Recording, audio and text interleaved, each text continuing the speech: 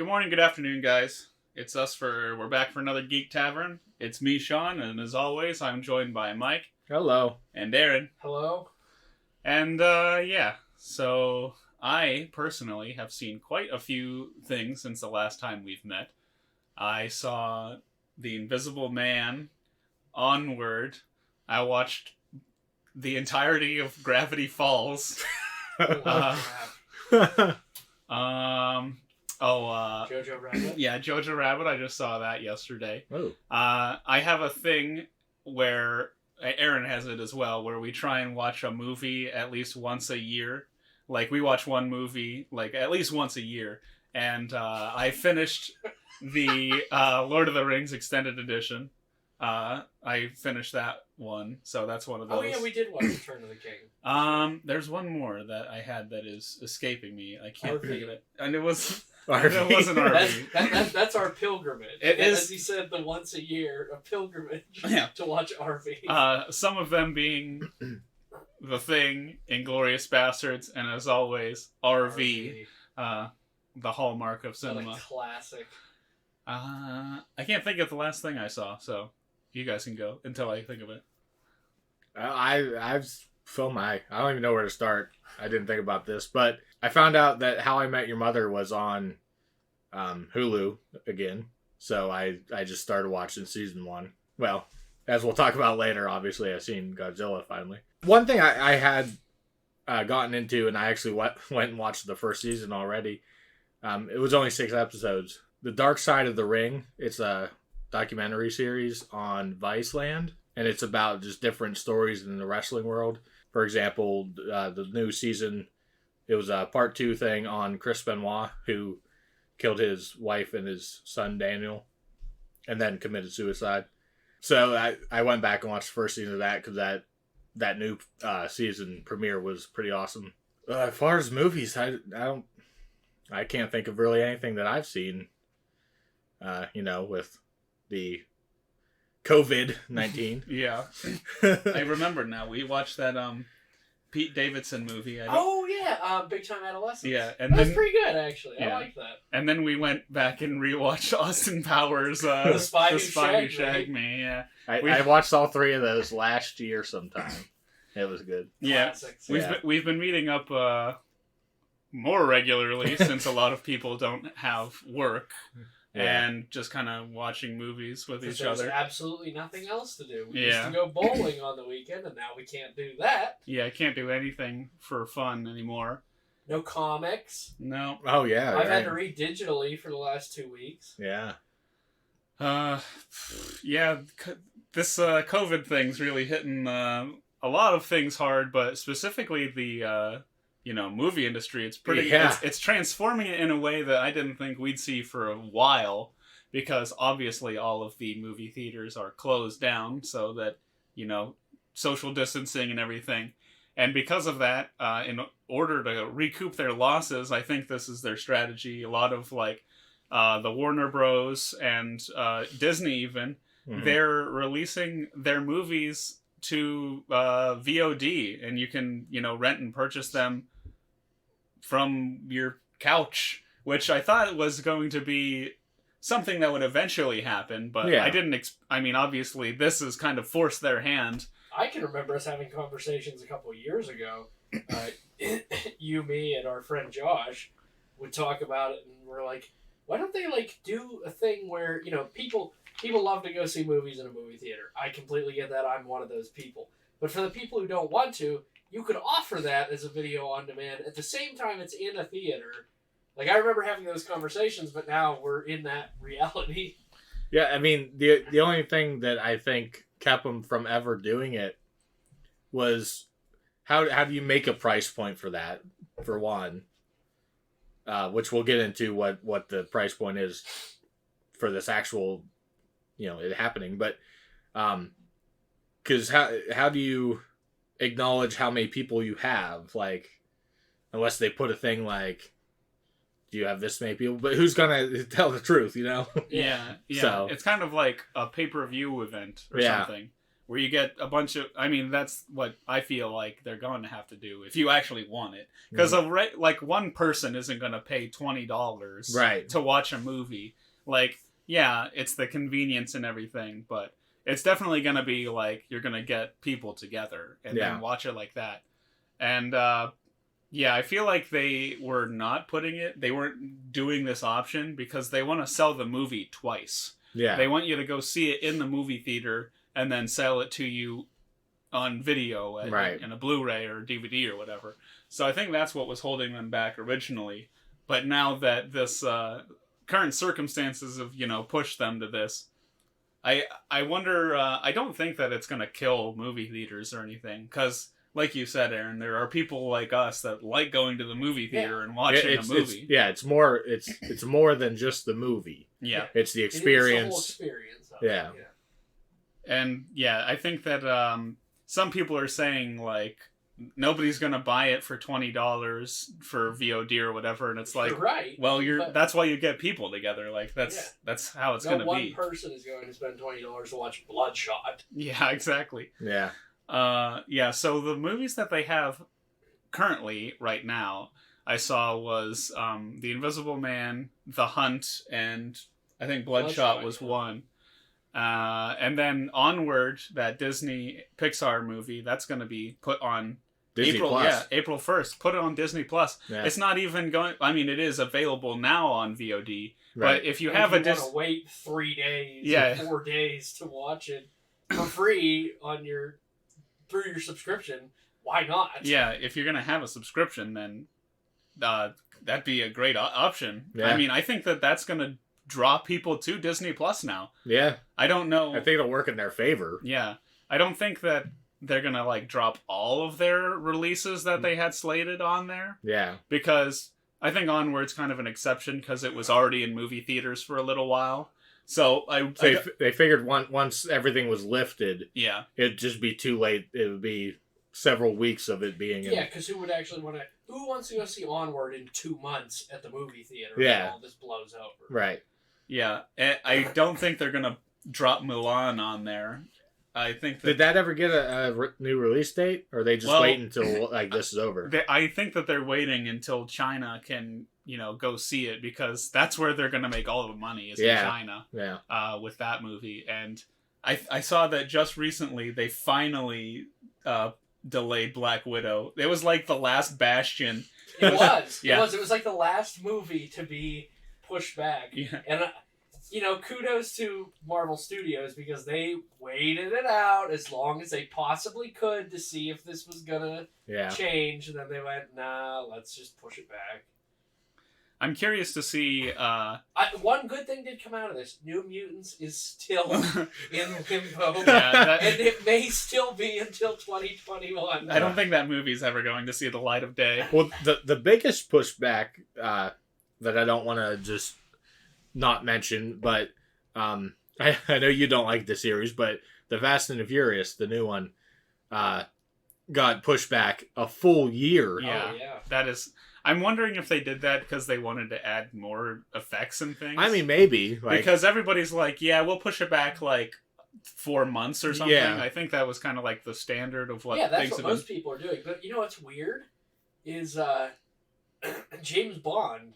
Oh, yeah. Is pushed back the furthest of any movie that was supposed to come out this month. It was supposed to come out the whole way to November. It was supposed to come out earlier too. Yeah. Like this was a delayed release. It was pushed back before, and now because of this, they're like, all right, just throw it to the, Yeah, like that's one I don't understand. Like you don't all right. James Bond is a beloved franchise, but you're not having to fight against anyone for it, and they stuck it on the same weekend that Godzilla vs. Kong is scheduled to come out, along with Eternals. Yeah.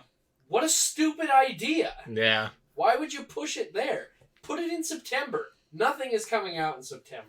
Well, now there probably is, but... Yeah. The Denis Villeneuve movie, Dune, the entire reason that it kind of even was greenlit for a second, obviously the movie's not out yet, but it got greenlit for another production to, a sequel movie to conclude or whatever. And the main reason that happened is because it was pushed back, it was like in November or December, and it didn't have to fight against these blockbusters. They were anticipating that, you know, people are going to go see it because it's a, you know, recognizable name and everything. Which is what he did with Blade Runner. Yeah. But now, because everything's being pushed back, it's going to be crowded, and it's probably not going to make any money. Yeah. And that's kind of... That kind of sucks. I wanted to see that succeed. I mean, all these movies are being pushed back towards the end of the year. What was even coming out at the end of the year? Yeah. Nothing. Like, there was literally like nothing. I know we do this podcast and we talk about movies, but it just dawned on me as we're sitting here, like, what was supposed to actually come out at the end of the year? I think it's going to be really interesting because next year is going to be like crowded or completely vacant, because it's going to have the backlog of whatever, all the movies that were pushed back this year, but all of the productions of the movies that were supposed to come out next year have now been halted. Yeah, have been pretty much completely and even killed. Television too. Yeah, TV. Like, I don't know anything specific, but I know like there's a ton of shows that are on, you know, hold or whatever. So like, are we just gonna get everything drop next year? Yeah, I don't know. We're not gonna have. It's gonna be all Friends reruns on on TV and everything. They're gonna start playing. Nothing wrong with that on my end. I don't know. It's gonna be really weird to see what's going on. By the way, Stranger Things 2 is done, right? Filming, because that'll come out later this year too. Stranger Things 4? I don't know. It comes out this year, and I'm pretty sure they did finish filming. As long as it finished filming, then I would assume. I don't know. There's a lot of post effects they have to do with like the Demogorgon and stuff. I don't know if they'll. Like, well, you could do that from home, couldn't you? Yeah, it depends on how powerful your computer is, but yeah, well, theoretically, I'm sure they could send them home with stuff. But. Yeah, I'm sure that because that's one that I really don't want to see pushed back because I'm just waiting in anticipation. I never watched 2 or 3 yet. Well, you got plenty of time. Yeah, you got. There's nothing else to do now, so you got all the time in the world. Well, no, we're essential. I don't have time. Yeah, we're essential. Well, you got tomorrow and Sunday off. Well, yeah, I do. Start watching. We do it. We do it in a 1-day binge. For I know. Like 8 hours. We'll just sit there and watch. Well, that's how I did the first season. Yeah. All day, just boom. Well, because we started watching it and then just couldn't stop. Yeah. Like we're like, do we keep going? Like this is great. At the time, I worked at a place where I stayed there and took care of people. So like we weren't doing anything that day, so me and my partner at work we sat there and watched the whole season. Yeah, it became a bit of a tradition for us to watch it all in one go. But we were bringing up Chinese audiences earlier, and it's I think it's potent to say right now their crisis has kind of gone down, be it it's not being reported on as much as it used to or whatever. That's hearsay. But there was news where they tried to open up a significant amount of movie theaters, like 250 movie theaters or something like that. Yeah. And they were going to, you know, let people in again, probably at like 50 people, like how we had the restricted viewing. Probably. Probably something along those lines. But it literally didn't even last 24 hours before they're like, yeah, no, close up shop again. It can't be done. Yeah. So it's going to be interesting to see whenever our, you know, theaters and everything's going to open. I saw like a couple of our theater specifically, I know, is taking measures. They're selling popcorn. I saw as that. like a way to kind of make money, I guess, whenever they can't sell movie tickets and everything. I mean, I'm not gonna lie, like it was weird. I was thinking to myself, I was like, man, I could really go for some movie theater popcorn. And then as I'm scrolling through Facebook, I didn't say it out loud. I just thought it, and then I saw Golden Ticket Cinemas is selling popcorn Friday, Saturday, Sunday from 6 to 8 or whatever, and I was like, holy crap. I mean, it's not a terrible idea. No, I would actually go and get like a bucket filled with popcorn. Yeah, I know the people that just do go to get their buckets filled up with popcorn, and then, you know, they just go. Yeah, you come home and get a red box. Oh yeah, I've seen several people times that I've been there, like they just come in, get popcorn, and go home anyway. Yeah, so I mean, it's clearly that happens regularly. So they think it's enough to be open on the weekends. They're not going to be spending much money. They're able to do that because there's not like an enforced ban Yeah. on being open, right? Yeah. And Not yet. yeah. Not yet, So yeah. it's not yet. Yeah. Yeah. So I mean, I know we specifically talk about movies on here, but this virus thing has affected so much in pop culture and just whatever, it's life. Yeah. You know what though? As much as it sucks, I've kind of enjoyed it. I'm sure there is Because definitely some enjoyable aspects it gives to it. me time to like movies that I haven't watched in years. Yeah. Like, I feel like I finally have time to where I can sit down. Like, all my conventions are canceled so Right. far. I don't have to fret about those. I can't go anywhere or do anything except drive to work when I'm needed and then come home. So I feel like I finally have some time to, like, sit down and rewatch stuff that I really have wanted to rewatch and, like, do stuff that I would enjoy doing. Like, stuff that you're usually like, I'm never going to have the time for that, or blah, blah, blah, blah. Yeah. It just feels kind of nice to be able to, like, sit back and kind of, like, reflect on stuff. Yeah. It's a little choking though, because it's been 2 weeks now, I think, since everything started, and it's literally all you see anywhere. I mean, even right now, we're talking about it. Yeah. Because, I mean, it's affecting everything, but, Yeah.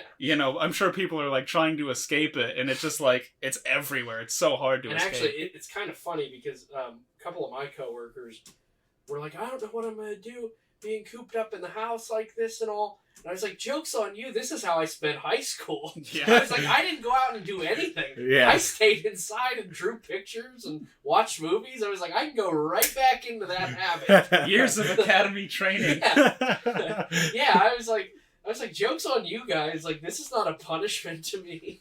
I mean, at first when they're like, you can't go to the bars, you can't do anything, I'm like, that's going to kind of suck a little bit. But Yeah, then can't I go was to like, restaurants. I was like, I can just dial it right back into how I used to spend my days in high school. Hey, it's forcing me to save money in any case. Yeah. That's one benefit, is I'm saving a ton of money. Yeah. An incredible amount of Because money. going to the trivia at the bar and then going on music night, that's 2 nights out of the week that I was spending like $25 to $30 on Right. drinks. Wow. That's $60 a week. Now I'm not spending that money. Yeah. I saved that money and got myself a new Gamera. I don't remember where I was going with that, but yeah, it's affected so much stuff. I think that the gaming industry is really going to thrive. And that's one thing I was going to say. He can go back into that form if us being essential workers, if something ever happened and we had to stay home, that's what I would be doing, is catching up on all the video games that I have not yet had the time to complete or even really play. Like, for example, I've only played like an hour of Red Dead 2. Yeah. Like, I've owned it since like 2 months after it came out and have not touched it. So Maybe I can finally play Red Dead 1. Yeah, you could get through that. well, there you go. I like that one. But yeah, I don't know if that's where I was going with it. I know, we're talking about how much it impacted the movie business. I just want to shed light on it just because it's one of my passions. I know we're primarily movies, but it's impacted wrestling in a weird way. God. That was so weird. Yeah, so they've been doing empty arena shows, which they're just, WWE specifically is doing stuff from their performance center. Is All Elite Wrestling canceled? No, they're doing. They have like a temporary home in Jacksonville, Florida. So they're doing empty arena shows. They're doing stuff better. They're like cutting to the back. Like this week, they cut to the back, and they had like other wrestlers like gambling on the matches and stuff. Oh, yeah. So like, they're more entertaining in that Their aspect. storylines are better. I was gonna say Yeah. the first, what was it, Monday Night Raw, after they shut down everything, and they said they were SmackDown was the first one they did. Was actually, it? Oh, yeah. okay, because Raw was the one that. But I mean, I know you, Raw's 3 hours. Yeah, So I know you commented on Matt Reed's post about it when he shared the video of Stone Cold on 316. Oh, that was the with second week they no were done it. one there. I was like, this is the weirdest thing Yeah. I have ever... Because you're so used to watching people, like, he does the stunner, and you hear the whole crowd just go nuts. Yeah. And you don't have that, and it's just so bizarre. Yeah, it's very weird. But I was also going to say, in that aspect, wrestling is the only thing that's trying to keep going. I feel like a lot of sports could continue to do so. Yeah. Like, They could, but I mean, could you NBA imagine couldn't- watching hockey with no crowd. yeah. I mean, I could, just, but I don't want to. I feel like baseball is an example where it's like, that's doable without a crowd. Yeah. Because it's such a relaxed atmosphere in the first place. Yeah. You just need, like, the announcers. They just kind of, chat with each other while kind of color commenting the game. I think that would be something that could totally work. Certain games have just too many people on the... Right. Like, football couldn't work because, I mean, football is out right now. But, there's just too many players on the field for that. NBA was pushing it, but they had to cancel because a person caught it on the team. Yeah. And then I think another person got it on the same team. So they were just like, yep, we're done. I don't know. It's impacted everybody in different ways. And I just wanted to give a shout out to the wrestling world. And how's the music industry? That's another one. Like being affected by this, because I mean, like no knowledge of that. Yeah. I don't think it's really. I think that a lot of like artists, unless you're a band, like you can kind of create your own thing. Like with like 4 people, I think you can like create an album. Oh, yeah. So yeah, I mean they're probably using this time to write new music.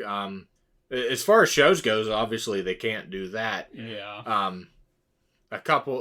One concert I was going to specifically was rescheduled. It was supposed to be in May. It's now in August. So I'm hoping that it's done by that point. But Josh's concert, this was the day before they started making closures. Oh. He was supposed to go to a concert. It was Wednesday. Yeah. And in less than 24 hours before the concert, they emailed him and said that they had canceled it. Oh, yeah? Yeah. And like pushed it till July. Who was it? It was Mr. Small. It wasn't Mr. Smalls. I don't know who he was going to see. Yeah. But he and our other friend were going to go. And a bunch of other concerts were getting canceled, but theirs wasn't. And I said, it's below 24 hours before the show. I said, they're not going to cancel it. Yeah. Sure enough, they sent him an email and said they were rescheduled. Yeah. Yeah, being in Pittsburgh, that... And I think a lot of shows started to cancel, and they kind of got pushed into cancellation. Yeah. Well, that or the band just said... No. Right. Yeah, that's a very, very good possibility. I mean, it's a smart move. Like, nobody should downplay this whole thing. Yeah. I mean, it's definitely serious, but everybody panics. It's just precautionary. Yeah. We're trying to stop the spread of infection. We're not right now because we're in a room. No, there's only 3. There's only 3 of us. Yeah. And we're not 6 feet apart. Yeah. I feel like because of this whole thing, like new media as a whole, like YouTube and what we're doing now, podcasting and things. I think it's gonna really boom because TV's like they're not dead, obviously, but TV shows and like daytime television, it doesn't exist at the moment. New media is just going to be booming with new content. Yeah. Which is what people want. Yeah. They don't want to keep watching reruns of stuff. I don't know what like shows like Ellen and stuff are doing. I've heard that Sports Center they're doing it from home. They're all doing it from home. Basically what the YouTube community already does. So it's been doing this shit for years. Pretty much, yeah. But I started streaming mostly because I was bored. Yeah, no, I very much enjoy. It's fun. Like I really enjoy. Like the first night I did it, I got so much joy out of it. Yeah, because I had spent the whole day. The first stream that we did, I had spent the whole day like just kind of feeling paranoid about the whole coronavirus thing and everything. Right. Yeah. And then after I did the stream, I just felt really good, and I was like, you know what? I was like that. If that's what it takes. Yeah. You know. And now's the perfect time because you have the extra time, or at least most people have the extra time to create and put things online. And a lot of people have the extra time to view that. So Which also, if you post to Instagram like I do, you don't have to post at a certain time. You know how they say, like, best time to post is between 1 and 3. Yeah. You don't have to anymore because everyone's at home and they're on their computers and cell phones. Right. At a constant. I posted that Destroya thing. I think I posted it at 6 o'clock at night. It's my second most liked post. Yeah. They won't hear this, I'm sure, but a shout out to the band that does our theme music, Easy Tiger. Speaking of stream, they did a stream of a concert. Oh, I saw that. Yeah. So people are finding their ways to get their stuff out there. And... Improvise, adapt, overcome. You should ask them if they'll do, like, they should have contacted Netflix to do, like, the theme music for that Tiger King. Which, that is something that, in my time in quarantine, I'm really looking forward to start watching. Yeah, just because I've seen a couple of clips. I keep hearing about it. It's so weird that I have to watch it. Yeah, it's definitely something. Oh, yeah. Well, I hope we didn't bum you out. Yeah, I know. That just came out of nowhere. I hope we didn't bum you out with this prolonged conversation about the coronavirus. To our half an hour coronavirus update. Make sure to wash your hands. Yeah. Stay 6 feet apart. Well, is it time? I think now's the time. We had a movie. No. Oh, that's right. Yeah. I had. Feel free to. Some other Star Wars related theory news to bring up. Well, the whole novelization finally came out, didn't it? Yeah, it did. Is that where this come from? No. Oh, okay. No, it didn't. But a lot of people are speculating. There's a lot of people speculating, and it was a Redditor, and I forget what the name of the Redditor was. But nobody's really like dismissing this theory at all, because now with the novelization and all this cloning crap that came out, nobody is dismissing it because they're like, okay, like. I don't see why not now. Yeah, Disney's just opened the realm of... They've opened Pandora's box at this point. Yeah. It's unfortunate. But the theory is that Snoke is a clone of... Ready? Tarkin. I mean, they do look kind of similar. Yes. Yeah. But since Snoke was nobody, the Emperor... his theory is the Emperor cloned Tarkin because Tarkin was involved in the Republic. Mm-hmm. He was an officer, so it's very conceivable that he had his DNA, and even after he died, like he had all like. If the Emperor was smart, he had DNA of every one of his higher ups just in case. Yeah. So he wasn't it canon that he did clone Vader at one time? Yes, he did. But.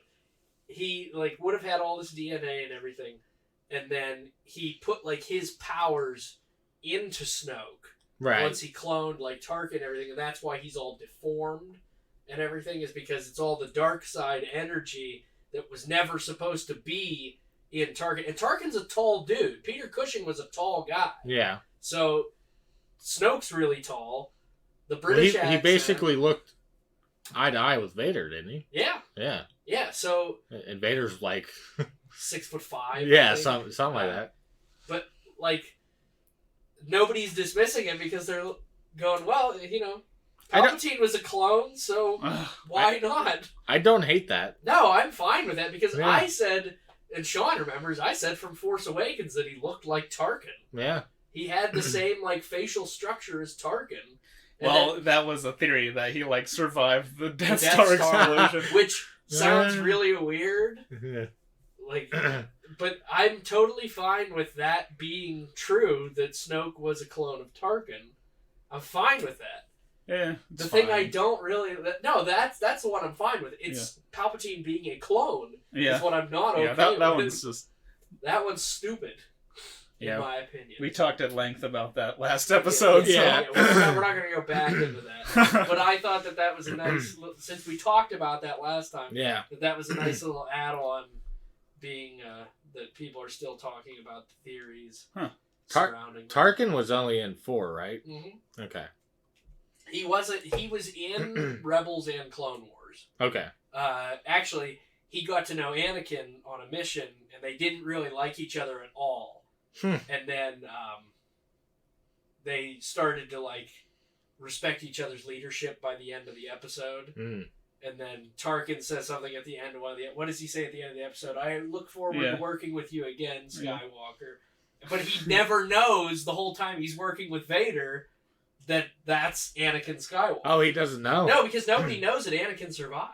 Oh. Yeah. The Emperor. They just know that Darth Vader rose. Yeah, watch your career with great interest. Yeah, only the Emperor and Obi-Wan knew. And Ahsoka. They were the only ones who knew that Anakin was Vader. Huh. Nobody else knew. Yeah, see, my knowledge past the movies really isn't that strong. But some stuff you don't really want to know. Yeah. Some stuff's just really dumb. Yeah. So that's very interesting. Yeah, I mean, like, I was like, hey, that's cool. Yeah, I don't hate that. Yeah. A lot of people would probably argue, though, well, that just makes the universe smaller. Yeah, that is a complaint that comes around. But, yeah. What do you do? People just are creatively bankrupt at this point. So I'm a sucker for nostalgia, so give it to me. I don't care. I mean, when you look at it that way, like, I get it, creatively bankrupt and everything. But when you introduce a new character, you get all the... I hate to say it, but you get all the boomers who are like, who's this guy? Like, I don't know who this guy is. Yeah, that makes sense. And then, they're like, I don't know who Snoke is. And they go, Tarkin, the guy from 4. Oh, okay. Like, I get it. Yeah, I feel like I could have had that, guy conversation with my father. Your father? And, not to, it's not diminishing that, but people like recognizable things to tie it back to something else. Yeah. They like breadcrumbs. Yeah. Us people that like to dig into stuff and know lore and whatnot. I like learning that one thing connects to another. That's cool for me. Yeah.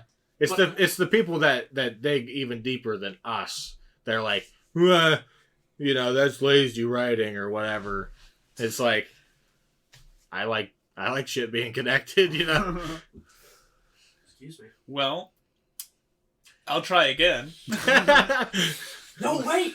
We had a recommendation last week from Aaron. Was it last week or was it 2 weeks ago? Last time. Take us away. Okay, my recommendation... Oh, I cannot wait for this. Was Roland Emmerich's American remake, reboot, I should say, because it did not remake the original movie. Yeah. Was his 1998 reboot, Godzilla, starring Matthew Broderick, Hank Azaria, Maria Patillo, Harry Shearer, and the woman who voices Bart in 2 or 3 scenes. Yeah. But I grew up on all the old Godzilla movies, and when I was 4, this movie was coming out. So I had already had a love for the Japanese Godzilla, and then my mom and dad were like, there's a new Godzilla coming out in America, and I was like, no way. And I never saw it in the theater. Yeah. Never saw it in the theater. I saw it when it came out on home video on VHS.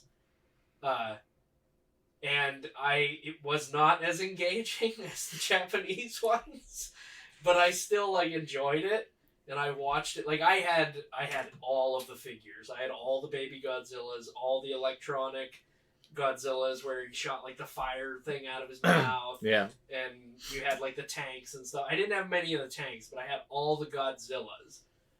And they all went with all my Japanese Godzillas and everything. And I never hated this movie. And then when I got older, I realized that there is a large percentage of Godzilla fans that absolutely despise this movie and this incarnation. And as a kid, I was like, it's not what I'm used to, but hey, it's cool. You know what analogy just popped in my head? Where I'm coming from, you like this movie, and it's universally hated by Godzilla fans. I'm gonna give you an example of the equivalent of that for me. One of my favorite Metallica albums is Saint Anger, which everybody hates because it was the first one I ever bought, front to back. So. Yeah, and that's what you made me think of when you were describing that. And this movie, there's a large majority of people who hate this, but there are people who love this movie, and I can't say that it's a good movie. Like, if you sit back and watch it for a movie, it's not great, but it's fun. Like, I enjoy just watching it because there are just so many memorable things from it for me. I don't know why, but I can just see so many different things. And I'm not going to say things because we're going to talk about plot points and everything. But there are just so many memorable moments for me that I can't shake it. And there was like a period of a couple years where I was like, yeah, it's stupid, it's not that great. Then I was like, nah, I was like, you love this movie. Like, don't deny it. You love this movie. And it's funny because, so a little bit of background. Godzilla died in the movie Godzilla vs. Destroyer in 1995. All of those movies in the 90s were distributed by TriStar, who produced this movie. So TriStar was in talks with Toho to produce their own Godzilla movie. And they were like, yeah, they're like, why don't you do it? So through the 90s, they had a bunch of different scripts, and one of them almost happened in 1994. And it never ended up happening. Stan Winston designed the original Godzilla that was going to be in the movie. And it looked really cool. It looked like Godzilla. And they never ended up shooting it. They had puppets. They had like animatronics and stuff that they were ready to do. There was a teaser that didn't have any footage, but it said coming 1994, blah, blah, blah, Godzilla from TriStar Pictures. And it never happened. So they abandoned that. So there's a Godzilla design. Like, have we seen it? Oh, yeah. Like, there's pictures of it? Oh, yeah, yeah. Okay. Oh, there's so many different, like, production stills and everything, like, of the model and everything. I didn't mean to interrupt you there, but I... No, and I'm going to have to look that up. The script is also available. Somebody actually made a comic out of it. Oh, okay.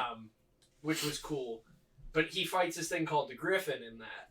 And it's like this... it's a griffin. It's a big, giant, like, lion-based creature that has wings, and it flies. And they built a puppet of it. Like, there's a production still of the puppet on the wires that they were shooting with it. Wow. And... But that movie never saw the light of day, so they abandoned that script. TriStar still had the rights, so after 1995, they got Roland Emmerich and Dean Devlin, who also produced Independence Day 2 years prior. And some other crappy movie. Yes. I forget what it's called. Oh, yeah, I can't remember what it was called. But I know exactly what you're talking about. So they... gave them the opportunity. They kind of tore up the script and started from square one. They tore up that one you just mentioned? Yeah. Oh, there's like literally no, like the Griffin doesn't exist. Yeah. None of that stuff is in that draft. So they rewrote the script, retooled the monster, redid all this stuff, and put together one of the most hilarious casts I've ever seen in a movie. Oh, I forgot to mention Jean Reno is also a lead in this movie. And so they put that all together, and we ended up with the masterpiece that is Godzilla 1998. And everybody gets confused. When I say... Like, I'll talk about the movie that came out a year later that Japan produced called Godzilla 2000. Yeah. It came out in 1999, and it was a retaliation against what Roland Emmerich and Dean Devlin did, where because they were done. Toho was done with Godzilla. They said, we're done. We're not doing another one. He's dead, but we left, we brought Junior back at the end, and we're just leaving it at that. Like, you can't stop Godzilla. So there was never originally supposed to be another one? No. And they said, we brought back Godzilla. It's just symbolic. You can't stop him. He's a force of nature. He'll always be there. But they're like, we're not going to do another one. So then they came out with the movie in 1998, and Toho was like, So then they started production of their own, and they redesigned Godzilla, and that's actually one of the better ones, Godzilla 2000, which I did see in theaters. I don't know if I've seen that one. I saw it in the Clarion Theater when I was 5. Wow. And that was a really cool experience for me to see a Godzilla movie in theaters as a kid. Because that was just unheard of. And none of the other Millennium movies that came after that were in American theaters except for Final Wars, and that was never at a theater near me. Yeah. So I wasn't able to see it until it came out on DVD. But yeah, it has a long history of being absolutely hated and loved. But if I have to pick 2 Roland Emmerich movies that I like, it's Independence Day and this movie. But I'm eager to hear what you guys have to say about it. And I'll jump in once we get to certain plot points and give my opinion, but I'm eager to hear what you guys have to say. I don't know, like, we're just giving, like, general overall. Yeah. Holy shit, was this long. Yeah. Right? Yeah, I didn't hate it. No, I don't. It doesn't feel that way to me when I watch it, Yeah. but it is long. Is So, it like 2.5 hours long or something? yeah. Or 2 hours and 16 minutes? Yeah, it's fucking long. So, my story with the length, and I forget what part I paused at, but I started to get hungry. I watched it, like, I started at, like, I don't know, 10:30 or something. So I paused it, I'm like, there's probably not much longer, but I'm getting hungry. So I paused it, and it said 49 minutes left. I'm like, are you kidding me? Oh, you were probably just at the part where they were in Madison Square Garden. Yeah, I think so. Yeah. I was like, holy crap. You know, this... Anyway, I did not hate it. Some general thoughts are, for me, wow, I don't remember Godzilla looking this terrible. Because, I mean, it took me 20 years, basically, to see this. As a kid, I remember seeing all the ads and everything, and I'm like, this looks awesome. And I just never seen it. Yeah. But I remember loving the ads, and every time it come on, I'd be like, yeah, I want to see that.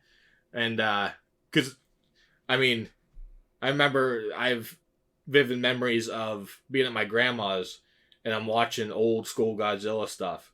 And, like, my mom and my cousin used to babysit me, but they would all, like, how do you like this stuff? Yeah. You know? And I think what made me like it was I was a big Power Rangers fan as a kid. Oh, yeah, it's a tokusatsu yeah. suit, Japanese So suit I always knew that it was a similar production almost, you know, the shots and the, you know, it was all in the same people vein. It's people in outfits with, like, a Toy City, you know. Yeah.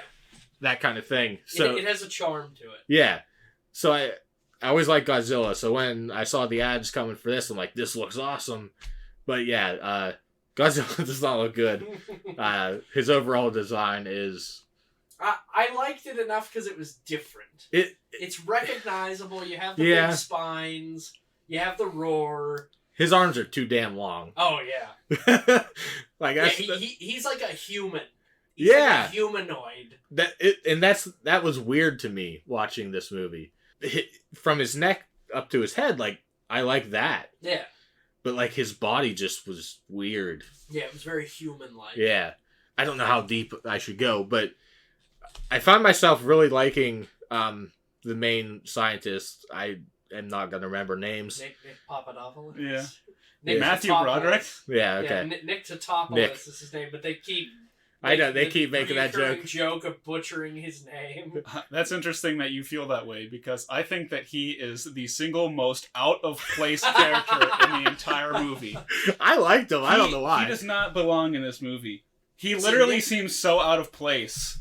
I don't know, it's like, is it just because he's too chipper? I don't know. It seemed like they put Matthew Broderick in front of the lens and they're like, okay, go. And he just kind of fucking did whatever. He seems so out of place the entire time. He seems so out of place, but now that you think back on the movie, he's like the most calm of everyone. Yeah, like he doesn't know what's going on. Maybe that's what it is. Like, he seems like a dumbass because like he's literally like face to face with this humongous creature, and he's just like, "How's it going, sweetie?" You know, it's like you are gonna fucking get eaten. Yeah, and everybody's just like, army. He's standing there, and this thing is like 6 feet away from him. Like the nostrils are like flaring at him, and he's looking at the guys who have their guns drawn, ready to fire, and he's like, don't do that. And it's like, are you kidding me? Are you kidding me?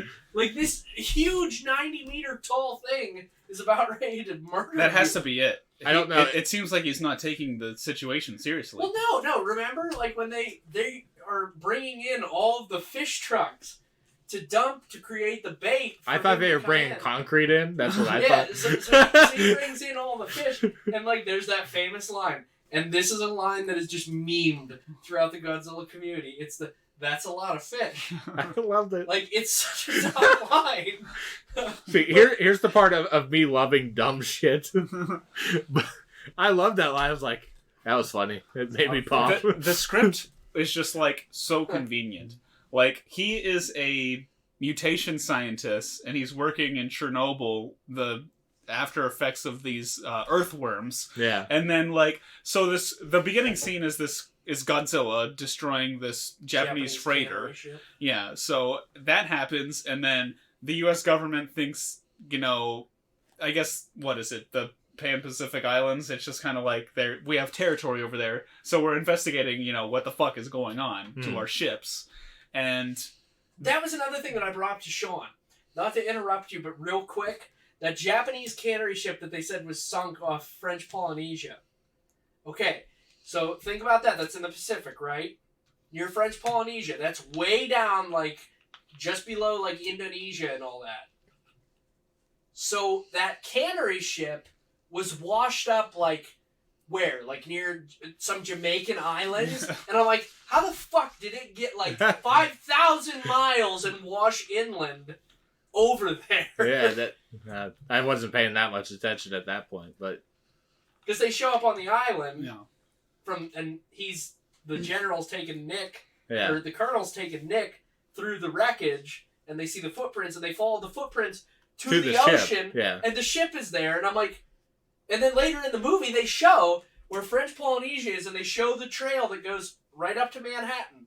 And I'm like, how did that ship get from this point all the way up to here? Yeah, but my point being, it's just like, that's his job. And then, so they're investigating what happened, and he said he was in the middle of a 3-year-long investigation. He's like, my work isn't done here. It's like, well, the U.S. government needs you now. And so he goes and is working with them now.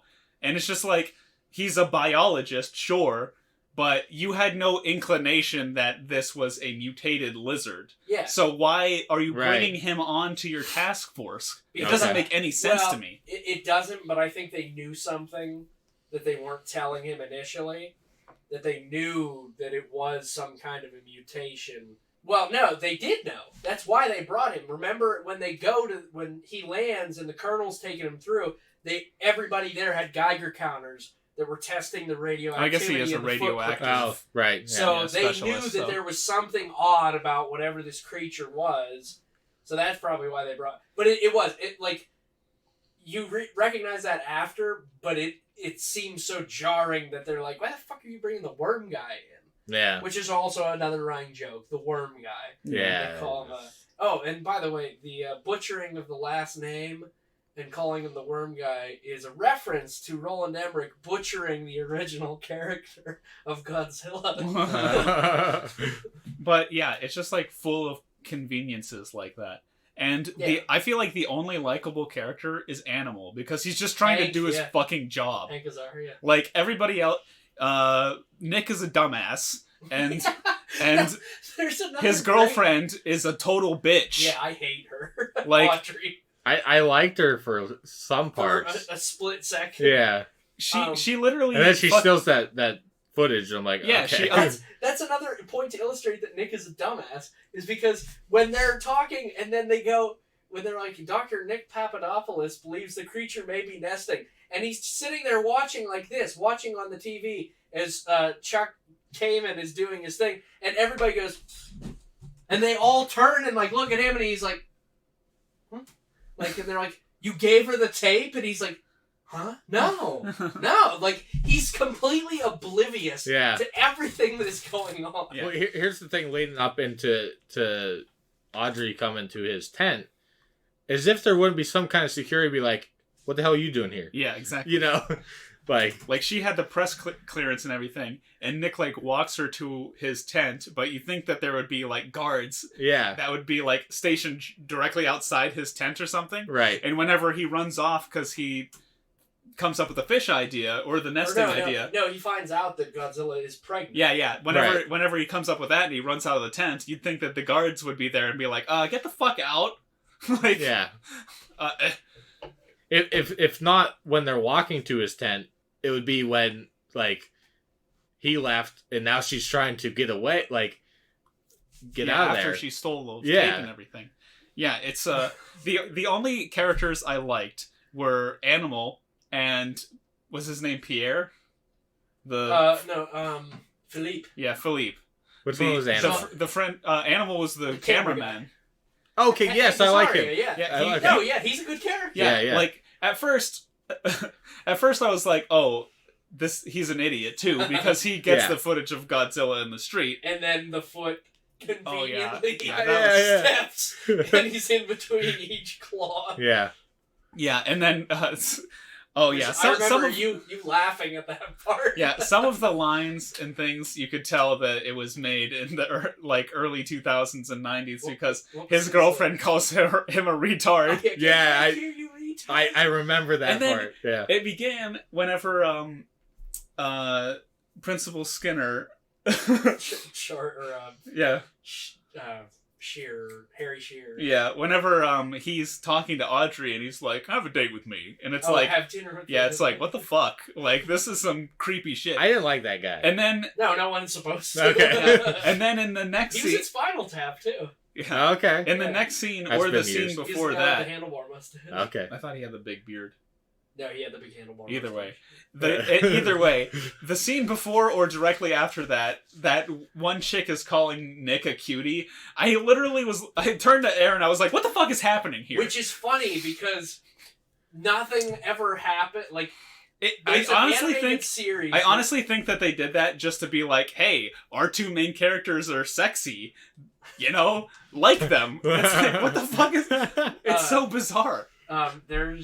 There's an animated series that came out after this, which is regarded as better than the movie. Yeah. Because in that series, Godzilla... My niece watches it, to this day. So let's fast forward just a little bit and then we can bounce back. But at the end of the movie, after Godzilla is killed and the camera goes back to Madison Square Garden. After all the resolution's done and everything, and the camera goes and zooms into Madison Square Garden, and in the locker room, the ceiling had collapsed, and there's one egg that's still there, and it hatches open, and a baby Godzilla roars and lunges at the camera, and then it cuts to black because they were going to do a sequel that never happened. Instead, TriStar did an animated series using that Godzilla as the main character, and in that, Godzilla breathes radioactive fire. He's indestructible to conventional weapons. And he fights other monsters. So that series is regarded way higher. But in that series, Elsie, the redhead, and Nick are a couple. Oh. Audrey is nowhere to be seen in that series at all. It's so weird. So while it was really weird in the movie, it does play into the animated series. What's the redhead's name again? Elsie. When she first gets introduced to Nick, her openly being attracted to him was very awkward. Oh, yeah. I was like, oh, okay, we're doing that. Yeah, it was so out of left field. It made no sense. No, and that's Roland Emmerich's directing. And, it's just really weird and awkward for everyone involved. So, Godzilla looks bad. CGI-wise and design-wise. The script sucks. None of the characters are likable. Except for Animal. Yeah, except for Animal. And Philippe's not that bad Yeah, either. I do like him. They're the only two people I like. That whole thing was weird building up to that. It was like... Building up I thought they were that they were in on it. Because up until he kidnaps Nick... Yeah. And they take him to the warehouse where they have all their weapons, and he tells them, my country's responsible for Godzilla existing because of our nuclear tests. Yeah. You have no idea who these guys are. They're camped out in hotel rooms with surveillance equipment. And you're just like, who the hell are these French guys? And what do they want? Is their point in all of this? And at that point, it was almost like they were trying to shoot it in the aspect that, oh, you're not gonna like these guys. That was what they were trying to do, yeah. And then whenever the but U.S. government turns on Nick, but at the same time that they were like, you're not gonna like these guys, they were still trying to make them comedic. Yeah. Which I was like, what is this?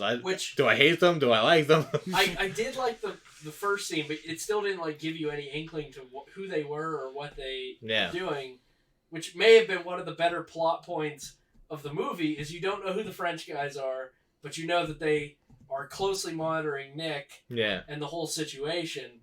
But that opening scene where after the cannery ship is sunk and it goes to wherever they were, and the one survivor, the old man on the ship, and he is like terror stricken and he won't talk, and then they're asking him like questions and he's not responding, and then Jean Reno takes the lighter out and he like turns and looks at it and he asks him what he saw and he says Gojira. Yeah.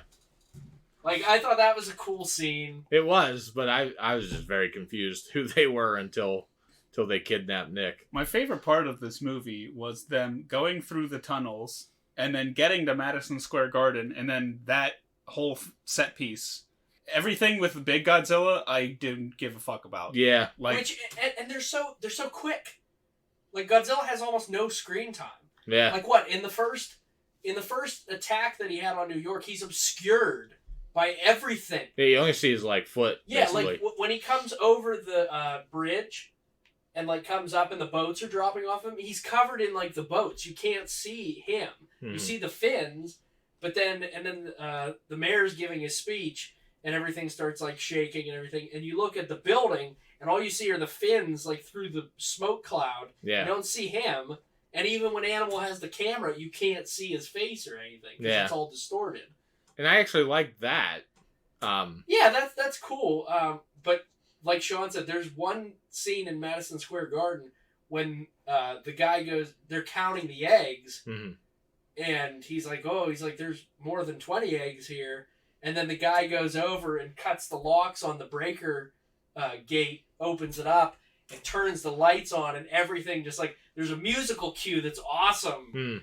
And then the lights all like turn on and like the spotlights hit everything, and then Jean Reno turns towards him and he says, "Start counting," and like that's cool. And then they look around and there's just eggs everywhere. Yeah, honestly, that I agree with Sean there. Because that's more terrifying. Yeah, it really is. It is scary, but it also just turns into Jurassic Park. Yes, Jurassic Park. Jurassic Park Part 2. Speaking of which, I think that they for the most part, the fucking baby Godzillas are pretty bad looking too. With a few exceptions. Yeah. And that's because they used an actual practical robot. Yeah. Which is, what Jurassic Park did, which looks far better than this movie. And I think that it is because on top of the CGI that they used actual animatronics. Yeah. And, it blended well together, whereas Large Godzilla is strictly CGI the entire movie, and it looks bad. Yeah. There are some parts that look fucking terrible. When they blow up Madison Square Garden, because they... So this part of the plot is they find out that the eggs are there, they're setting up C4 to blow up the nest, to kill all the baby Godzillas before they hatch, and they start hatching as they're trying to attach the explosives. So, bear in mind, Godzilla laid these eggs like 3 days prior, and they are hatching right then and there. So there's what do you say, a couple hundred of them, I think, that were in there? Over 200 eggs, I think is what he said. Yeah. So, there are 200 baby Godzillas in here, and they are scrambling to get out of Madison Square Garden because they finally, Jean Reno's character had a number for Nick to call to send a bomber to blow up Madison Square Garden, which he couldn't get through. So their next thing that they could do is one guy who we meet when Audrey takes the tape and the guy's editing it to put it together into her segment for the news. We finally come back to him when she asks him to put them on live, and then he's saying that he's not going to put them on live, and then the animal turns the camera and shows all the baby Godzillas leaving out of the bowl, and he puts them on, and then they tell the military, hey, you need to blow up Madison Square Garden, like, immediately, because if these things get out, we're going to have a much bigger crisis on our hands. So they get to the point where they get into the lobby, and all the baby Godzillas are there at the door, like, waiting to get out. And then, like, at that point, you're like, how the hell are they supposed to get out of this? And then Jean Reno takes his machine gun and, like, shoots down the lighting fixtures to at least, like, spook them enough where they could run through them to get out, which was clever. I mean, I thought that part was fine. It was interesting. I thought it was a little not realistic. Not that this movie needs to be realistic, but I just don't think that it would scare them long enough to keep doing that. But no, they should have been eaten. But, so then the bomber blows it up. But there's another cool scene, and it's where it's shot where the building's blown up, the bodies are everywhere, and they're like sitting there, and they're talking to each other, and there seems to be like the resolution there, and then there's a crane shot that like pulls back, and like if you had not watched it before, you're probably thinking, oh, that's the end. Good for them. And then you hear like the low bellow, and then you see the debris shoot up, and Godzilla's head comes out of the debris underneath Madison Square Garden, and then turns towards them and sees the dead babies and starts like nudging one of them, and it doesn't get up, and he just looks right at them. Which I thought, like, going back and rewatching that, I like that scene a lot. Yeah, because I did too, it gives you that false sense of, oh, that's the ending, and then you're like, it should be the ending. Yeah, and then you're like, oh shit, Godzilla's alive still. Yeah. Whenever they blow up Madison Square Garden should be the end of the movie. We don't need another 20 to 30 minutes of Godzilla chasing them in a taxi through the fucking city. Oh yeah, that's actually. No, can we also add that O'Neill is a dumbass? Like the biggest dumbass ever. He's what he's a major or something? Yeah. And when they find out that he can burrow, and he goes, how many tunnels lead off the island? He's like, 14, sir, we checked them all. He hasn't used any of them. And he's like, all right, we'll have them sealed up.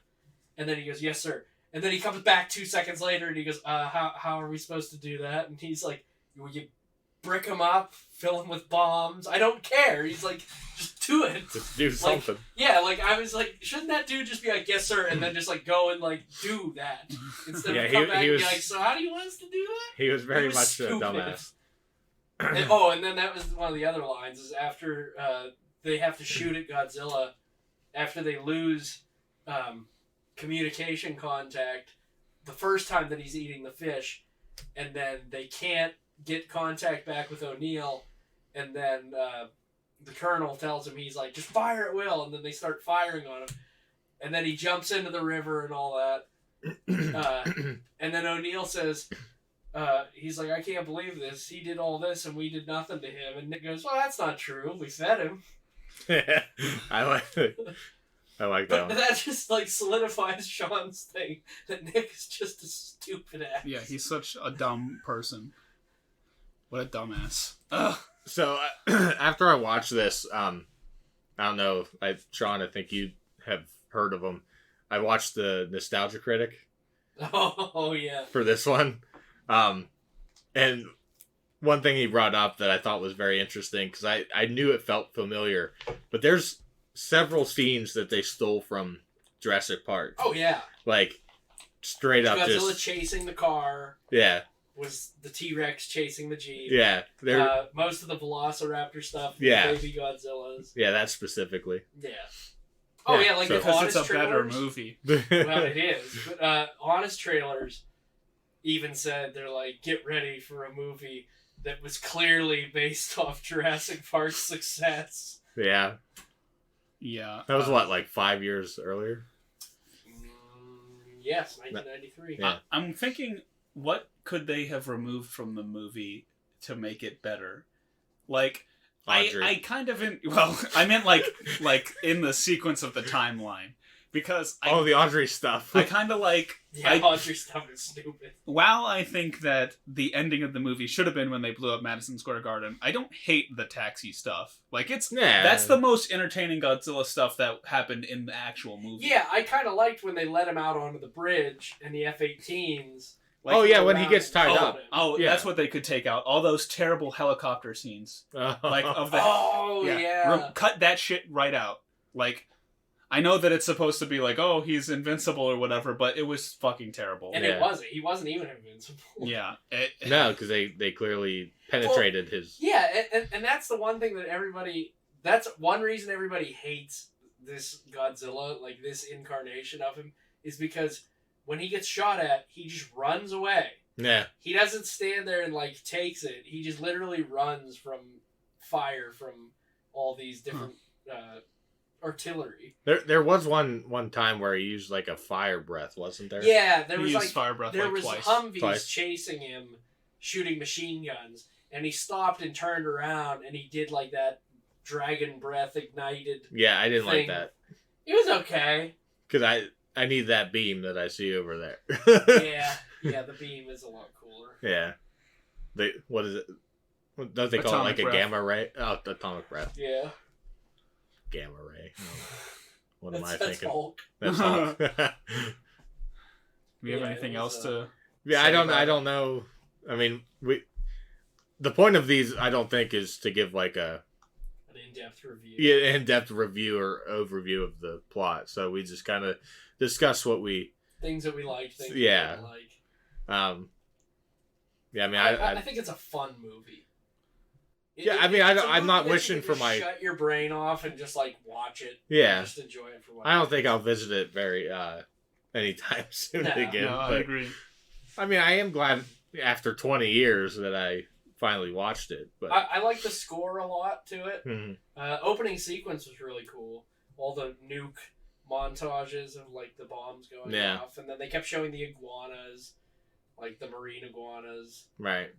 I thought that was pretty neat. Wonder if this movie would have been better if there was another monster. That's what I like to think, is that would it have been better had there been another monster? Because well, not all, like, even some of the best Godzilla movies don't necessarily need a second monster. No. But yeah. No, like, it might have been better. Well, like the first original Godzilla, was there a monster? No, it was just him. Just him. And Shin Godzilla is amazing, and it is just him. Right. Godzilla. Godzilla 1985, which is one of my favorites, it's just him. I enjoyed that one a lot. Just him versus like military. Yeah, the Japanese military. Yeah. There are a couple really good ones where there's another monster, but for the most part, I think having him as the main antagonist is a good way to keep it. Yeah. I always like when he's the main antagonist. And that's what I thought Gareth Edwards' Godzilla was going to be. Was just him as the main antagonist. Because that's what the original teaser trailer kind of led you to believe, is that Godzilla was the lead monster, and then it wasn't. Show the Mudos. Yeah, they shoved that. Who I thought it was going to be Rodan whenever I first saw it. Everybody thought it was Rodan or Mothra. They couldn't tell which one it was, and then it just turned out it was a brand new monster. Which is cool. I mean, I'm all for adding monsters to the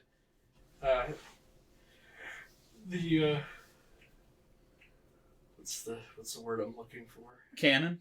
Yeah. The mythos? Yeah. Is that the right term? Well, if we don't have anything else to say, what would you guys rate it? 6 out of 10. I think I'm gonna go 5 out of 10. I'm going to go with a 4.5 out of 10, similar to my Rockstar review. Same number.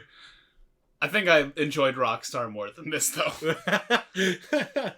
Well, Sean and I watched it together, and there were a lot of parts where he just kind of like put his face in his hands and was kind of laughing at the dialogue. Yeah, I mean, I gotta be honest. I kind of wish I would have watched this one with you guys, because I think it'd been hilarious to discuss it at that moment. But yeah, I don't know. Yeah, it was interesting, to say the least. Like, I'm not wishing for my time back, you know. It was okay. Like I said There are a before, few movies that I would. the plot was pretty stupid. Godzilla looked bad. None of the characters were likable. Like, among other things, it's just like, yeah, I the only parts I liked were the baby Godzilla parts, and then that was even kind of a stupid plot point, but whatever. It is what it is. Yeah. So, Sean, Roland Emmerich doesn't make a lot of movies anymore, so yeah, we're safe Sean, I think it is your turn. to pick one. Yes, I have a recommendation for us next time. I am caught between two movies at the moment. One to be kind of sticking with the theme here that we have just had with Godzilla, and then another one that I had off the top of my head. But I think I'm going to go with the former, and Aaron's going to think that I'm pushing in on his turf with this one, but I had this idea before you even brought it up. So my recommendation is going to be Peter Jackson's King Kong. Is that the I'm very excited about this because I've been wanting to revisit this Is that the with one with Jack Black. Okay. I didn't know he was in it. Adrian Brody. No. Really? No. Oh, I love this movie. Yeah. Now I know I loved Godzilla, but this is actually much better. 2005 King Kong I was gonna say 2000 by Peter Jackson. I think I owned it out here. But... I'm not going to force you guys to watch the extended edition because it is already a gruelingly long movie at points. Yeah, I think it's 3 hours long, and the extended edition is 5 hours. Yeah, long. so Yeah, I mean, I have it on 3 discs. Sweet baby Jesus. Yeah. so I will elect to. We're just gonna go with a theatrical release with this one. Okay. Unless you guys want to watch the extended edition, but I'm good. I- I've watched the extended. I would cut. prefer It's not okay. to. I've never watched it. I have no desire to watch it though. I just wanted to revisit this one because it's been probably over 10 years since I've watched it. So Wow. yeah.